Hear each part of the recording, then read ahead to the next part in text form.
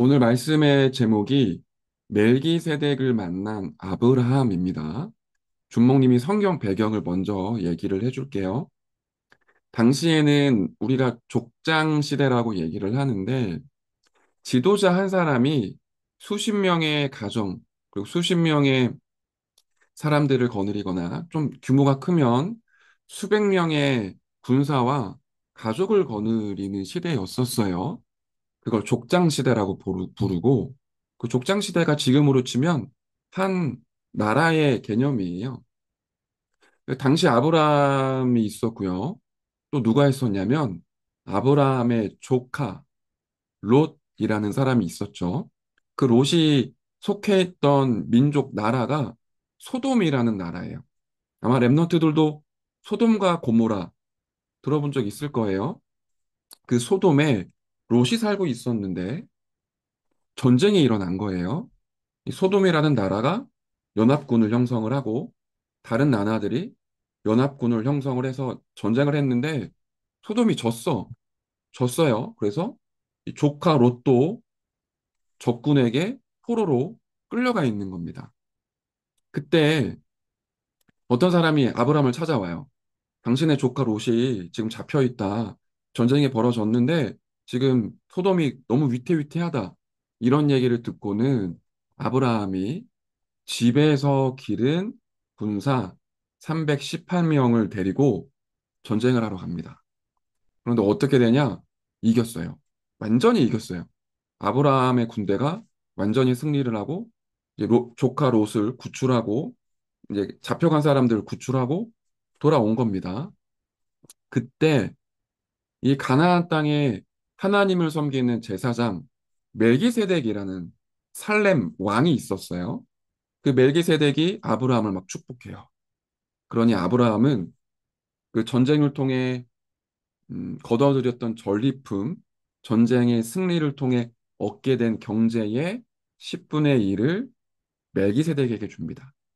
지금으로 치면 멜기세덱이 당시에 목회자 같은 의미였단 말이에요. 제사장.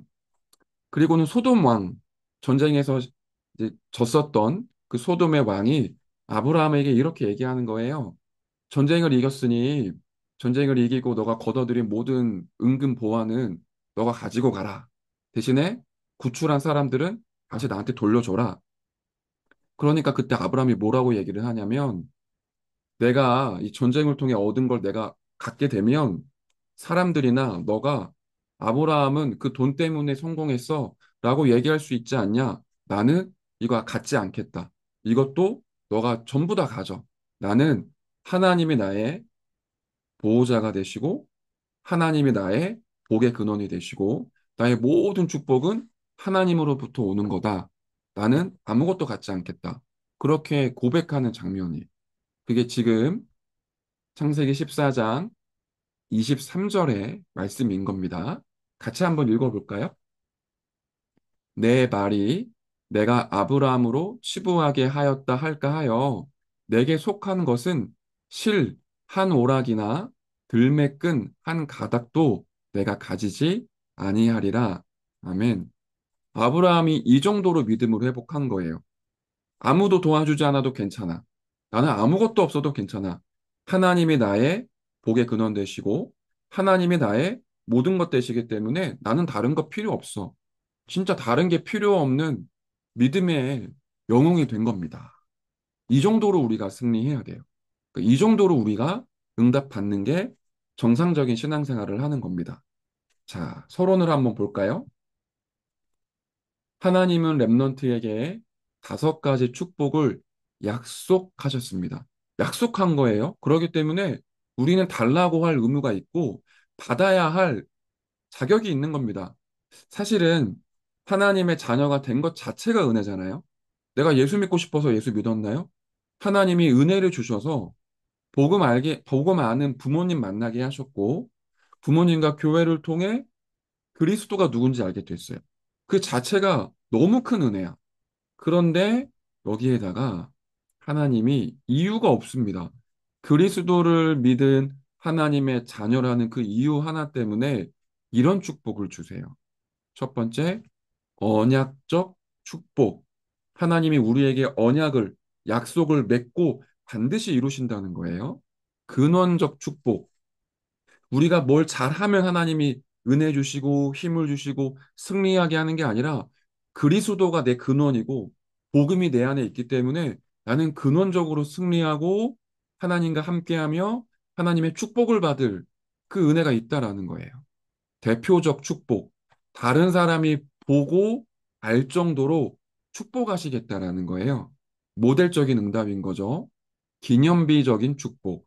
내가 살아가면서 하는 모든 일을 통해 하나님의 역사가 기념비처럼 세워질 만큼 축복하시겠다라는 거예요.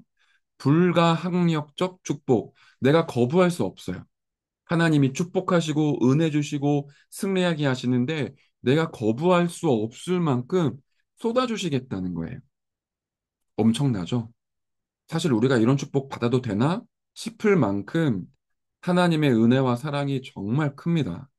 하나님이 진짜 멋있는 분이에요. 근데 이것만 있냐? 뒤에 또 있어.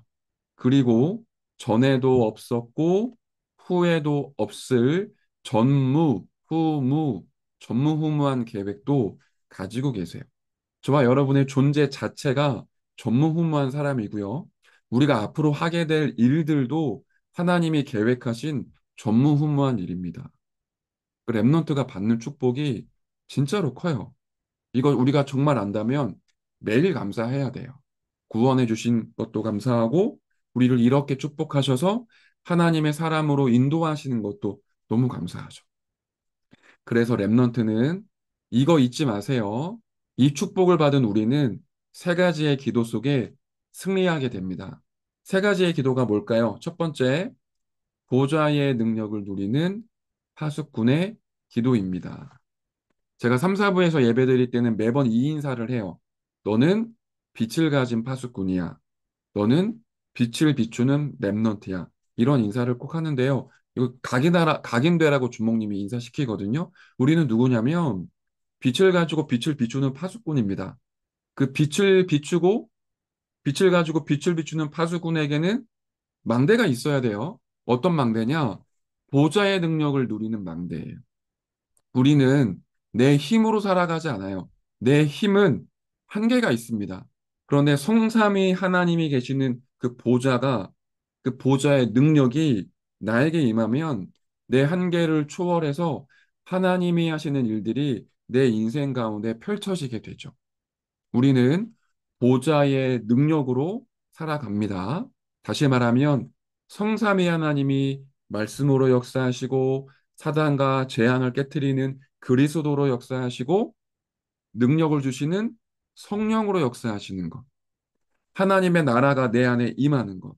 그 나라의 일이 나의 모든 현장에 이루어지는 것.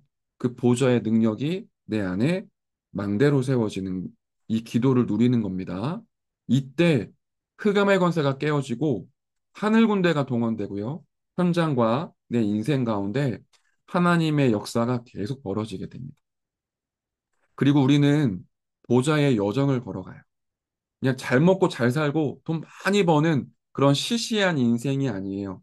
하나님의 뜻과 계획이 성취되고 하나님의 나라가 임하는 보좌의 여정, 그 인생을 하게 됩니다. 그런데 군데군데 우리 인생의 중요한 순간과 시간표마다 보좌의 이정표를 만들게 돼요. 교회와 우리 후대가 보고, 아, 세계보고만은 이 이정표를 따라가면 되는구나, 라고 볼 만큼 우리의 인생, 우리의 여정을 통해 하나님의 역사, 기념비적인 이정표가 만들어지게 됩니다. 그래서 혼자 있을 때 보좌의 능력을 누리는 기도를 하는 거예요. 성삼위 하나님이 나의 망대가 되게 해주세요. 보좌의 능력이 내 안에 망대가 되게 해주세요. 과거, 오늘, 미래를 살리는 그 능력이 나의 망대가 되게 해주세요. 공중 권세 잡은 자, 사단의 권세를 깨트리는 능력이 나의 망대가 되게 해주세요. 성령 충만과 오력을 통해 내게 힘을 주세요. 그 기도 여러분 계속 누리시길 바래요. 자, 두 번째, 우리가 누려야 될 기도는 예배 기도입니다. 예배하고 기도하는 시간에 렘넌트는 영적으로 힘을 얻어요. 흑암을 이기는 영적 승리가 예배 때 일어납니다. 우리가 이렇게 아침에 예배드리죠. 주일날 모여서 예배 드립니다. 그 시간이 길지 않아요. 일주일에 144시간 중에 1시간밖에 안 돼요. 이 아침에 10분이에요. 그런데 10분을 기도하는데 우리의 24시간을 승리할 수 있는 모든 승리가 이 시간에 벌어지는 겁니다. 걸어가는 모든 걸음에 흑암을 이기는 영적 승리가 예배할 때 일어나는 거예요. 또 교회를 살리는 빛의 경제, 세계 선교할 수 있는 빛의 경제, 우리 후대 렘넌트를 살리는 빛의 경제가 예배 드릴 때 회복이 돼요. 여러분 일평생에 이 축복 임하는 게 언제 이루어진다고요? 예배 때 이루어지는 거예요. 시공간을 초월하는 보좌의 능력으로 예배 때 벌어집니다. 여러분 예배에 성삼위 하나님과 함께하고 보좌의 능력 누리는 또 그리스도의 비밀 회복하는 예배 누리시길 바래요. 마지막 세 번째, 우리가 회복하고 누릴 기도, 후대를 살리는 기도입니다. 여러분이 후대죠. 그런데 여러분이 잘하면 잘할수록 여러분 밑에 따라오는 사람들이 있어요. 여러분의 동생들, 그리고 후배들, 그리고 여러분이 나중에 어른이 되고 결혼을 하면 여러분이 갖게 될 자녀들. 그 후대를 살리는 기도 지금부터 시작하세요. 렘넌트가 후대를 살리는 렘넌트로 일어나야 세계복음화가 이루어지는 겁니다. 나와 다른 렘넌트들, 우리 주변의 불신자 친구들에게 정확한 복음이 전달되도록 기도하시고요. 여러분이 학교를 졸업했다. 그러면 그 학교에 여러분과 똑같이 예수님을 그리스도로 고백할 하나님의 자녀가 남도록 기도해 보세요. 제자가 남도록, 내가 있는 학교 현장에 말씀 운동이 남도록 여러분 기도해 보시길 바래요. 자, 그런 기도가 쌓이고 쌓여서 그런 렘넌트로 인해 천하 만민이 복을 받게 되고 세계복음화가 이루어지는 겁니다. 렘넌트가 이렇게 기도하면 세계복음화할 수 있는 축복을 받게 됩니다. 세 가지였죠? 오늘부터 보좌의 능력을 누리는 하수꾼의 기도, 영적 승리를 누리는 예배 기도, 후대를 살리는 기도 시작해 보시길 바래요. 오늘 하루 종일 이 말씀 여러분 마음에 담고 한 단어만 여러분이 딱 정리해서 가지고 있으세요. 예를 들면 하수꾼의 기도 이거 하나 내가 붙잡겠다. 아니면 5가지의 축복 이거 붙잡겠다. 여러분 마음에 하나님이 주시는 감동이 있다면 단어 하나는 꼭 붙잡고 하루 종일 기도하고 누리시길 바래요. 자, 우리 이제 언약 기도 함께하고 예배를 마치도록 합시다. 함께 기도할게요. 하나님, 기도 속에서 세계복음화하는 축복을 받게 해주세요. 살아계신 예수 그리스도 이름으로 기도합니다. 아멘. 주기도문으로 예배를 마치도록 합시다.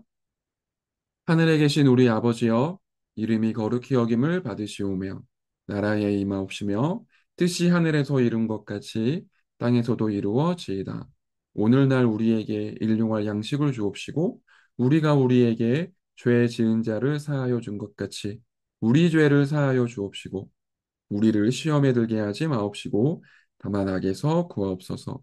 대개 나라와 권세와 영광이 아버지께 영원히 있사옵나이다. 아멘. 예배를 마쳤습니다. 오늘 하루 그리스도 안에서 승리